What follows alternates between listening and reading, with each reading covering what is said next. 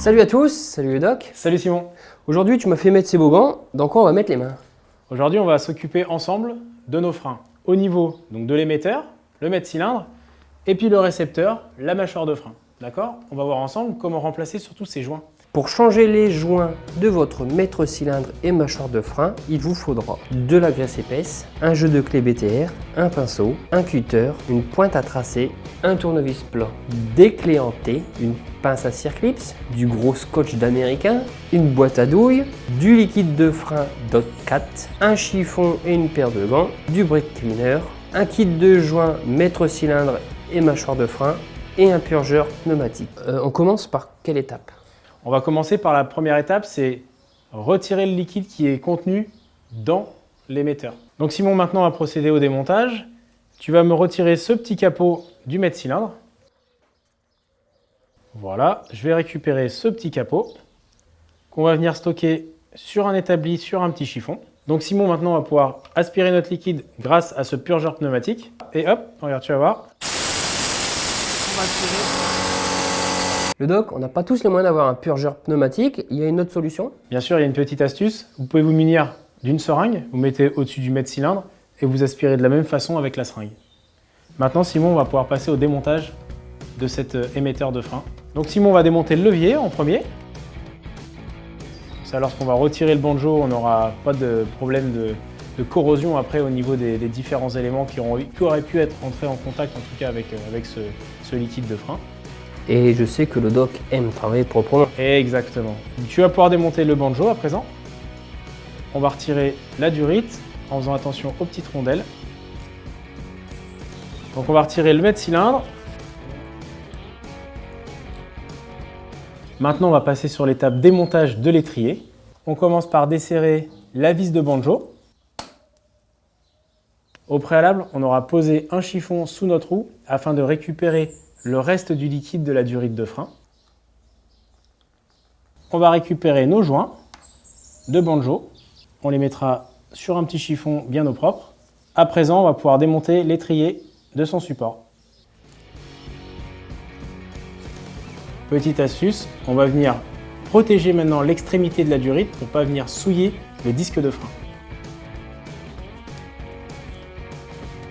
Le doc, maintenant, qu'est-ce qu'on fait?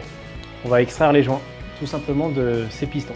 Première étape, Simon, on va extraire nos plaquettes. D'accord? Donc on va retirer l'axe de plaquettes, on l'extrait, tout simplement, on retire nos plaquettes, on va les poser sur un chiffon tout propre. Ensuite, on va extraire la patte de frein, donc le support de la mâchoire. Pour ça, on le décloche, toc. On récupère tous les petits éléments, on les replace à leur place initiale et on va le poser également sur un chiffon propre. À présent, on a notre mâchoire de frein face à nous. On va retirer le dernier élément qui est la platine qui sert à tendre les plaquettes. Et on va pouvoir maintenant procéder à l'extraction de ces deux pistons pour remplacer les joints. Donc on va prendre le soin de bien nettoyer notre étrier, Simon, avec du brake cleaner. À l'aide d'un petit pinceau, nettoyez bien cette partie pour ne pas endommager les pistons lors de leur extraction. Maintenant, le clou du spectacle. Pour extraire les deux pistons, on va utiliser notre soufflette, donc de l'air comprimé, indispensable. Et donc, pour ce faire, on va placer un chiffon en remplacement des plaquettes, tout simplement. Et on va venir souffler à l'emplacement de la vis de banjo notre air. Alors, allez-y doucement, très important. Voilà, hop, on sent les pistons sont sortis. On répète l'opération pour être sûr. On va pouvoir retourner notre frein et là on s'aperçoit que nos pistons sont sortis. On va pouvoir retirer à présent le chiffon qui aura permis de protéger les pistons. Et voilà, on a accès à nos pistons, tout simplement. Voilà, Simon à présent va se munir de nos nouveaux joints, le kit All Balls, pour remplacer les joints qui se trouvent à l'intérieur de notre mâchoire de frein. À présent, Simon va retirer les joints à l'aide d'un petit outil pointu, donc une pointe à tracer notamment, et on va retirer les anciens joints. Hop, de la sorte. Le premier joint. et le joint d'étanchéité.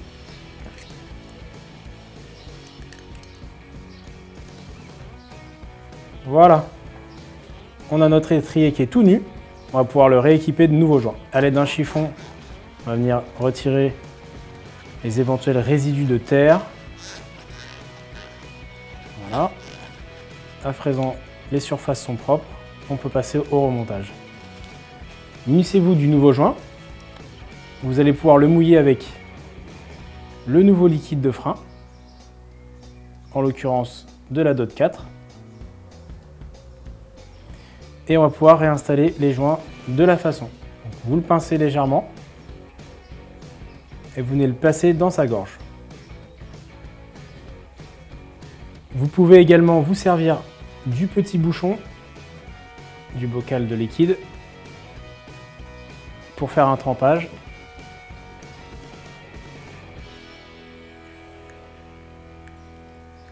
Voilà. Maintenant que les joints sont remplacés, on va pouvoir remettre les pistons en s'assurant qu'ils soient vraiment propres. Donc, on va pouvoir passer un petit peu de brake cleaner dessus, les essuyer.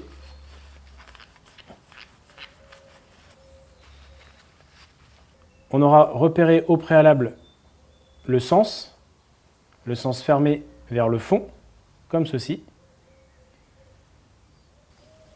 On vient tremper le piston d'un peu de liquide de frein et on le replace tout simplement dans son logement.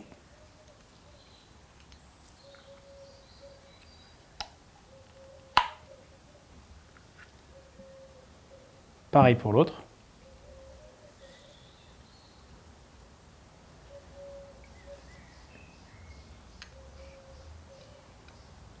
On a à présent notre étrier de frein qui est restauré et en pleine fonction. Donc Simon, maintenant on va passer au nettoyage, puisqu'il y a forcément un petit peu de liquide qui aura coulé lors de l'installation. Donc tu vas pouvoir généreusement vaporiser du brake cleaner, voilà, sur l'ensemble de l'étrier, en faisant bien attention, voilà, de boucher avec votre doigt le trou, l'orifice du banjo. Ça, c'est une étape que je peux faire très facilement, Doc. Tu maîtrises maintenant. Le nettoyage, tu es une vraie soubrette. Super Simon, maintenant que l'étrier est tout propre, on va pouvoir réinstaller les différents éléments qui constituent le freinage de notre moto. C'est-à-dire l'étrier, la patte de frein et les différents ressorts et les plaquettes. Lors du remontage de votre étrier, n'hésitez pas à remplacer les différents éléments qui sont proposés dans le kit All Balls, notamment l'axe et les différents joints et les deux joints en cuivre des banjos. À présent, Simon va pouvoir remonter l'étrier et les différents éléments qui le constituent. La petite plaque ressort pour les plaquettes. Ça, c'est la patte de frein. Donc, on va mettre un peu de graisse dans les différents orifices afin d'assurer un fonctionnement optimum. Voilà, généreusement en badigeonne. On vient remettre la patte de frein à son emplacement. On va pouvoir à présent maintenant dégraisser nos plaquettes. Très important, parce que lors du démontage, il y a eu un excédent de liquide de frein qui aurait pu couler dessus. On va procéder au remontage des plaquettes. On les installe dans leur logement. Un peu de graisse sur le nouvel axe, qui est livré dans le kit All Balls.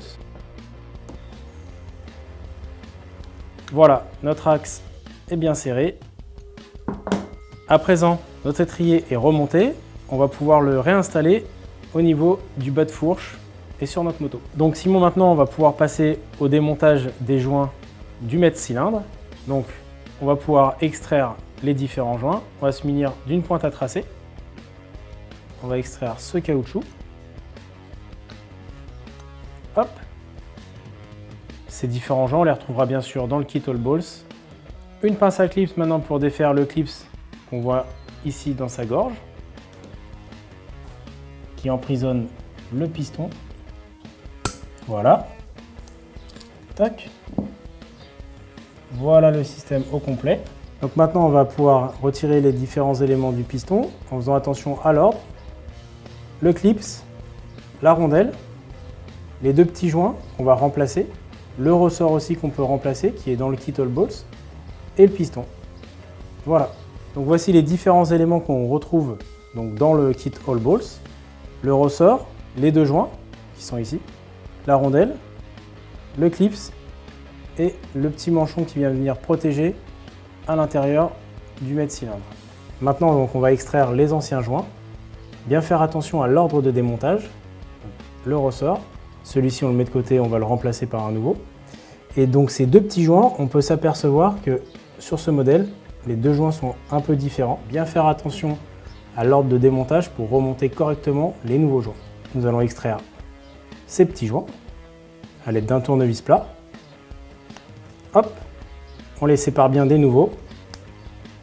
Et voilà, les deux joints sont extraits, on va pouvoir remettre à présent les autres joints. Donc celui-ci correspond à celui-ci. On va pouvoir le renquiller, donc il y a un sens aussi de remontage. À présent, on va remettre le nouveau joint en faisant bien attention de ne pas abîmer les lèvres. Vous verrez, l'opération est un petit peu délicate, il faut forcer un petit peu. On va pouvoir enfiler le dernier joint tout en respectant correctement le sens de remontage. Humecter un petit peu avec du liquide pour que ça coulisse mieux, comme l'autre joint. Et là, on va pouvoir remettre ce joint-là. Voilà, les deux joints sont remis, replacés à leur place. On va pouvoir remettre le ressort à sa place également. Bien l'enfoncer. Le ressort est installé.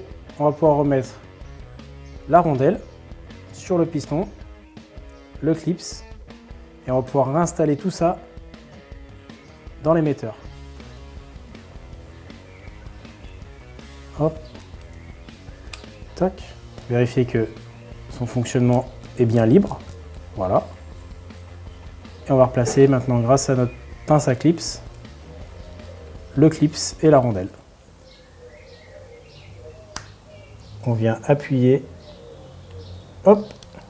Le clips est à nouveau dans sa gorge. Pour s'en assurer, à l'aide d'un tournevis plat, vous allez venir appuyer dessus. Voilà. Là, vous avez entendu le clac. Ça, c'est signe que le clip est bien dans sa gorge. Vérifiez que le piston soit bien libre. Et voilà, l'opération est réalisée. Il ne nous reste plus qu'à installer le petit caoutchouc de protection à sa place. À l'aide d'un tournevis plat, vous allez appuyer sur le bourrelet de ce joint pour le mettre dans son logement, tout simplement. Faites bien attention de ne pas percer la membrane pour ne pas avoir de mauvaises surprises lors du premier freinage. Donc le doc, voilà, tu nous as montré comment changer les joints. Je suppose que la prochaine étape, c'est de le remonter tout ça sur la moto. Exactement. À présent, Simon va pouvoir remettre le mètre-cylindre sur la moto. Je vais avoir besoin de la petite clé en T. Allez, je te laisse faire. Resserrer ça. Tu m'approches les deux vis. Le bas. On prend soin de remplacer les deux joints de banjo qui sont dans le kit de mètre-cylindre.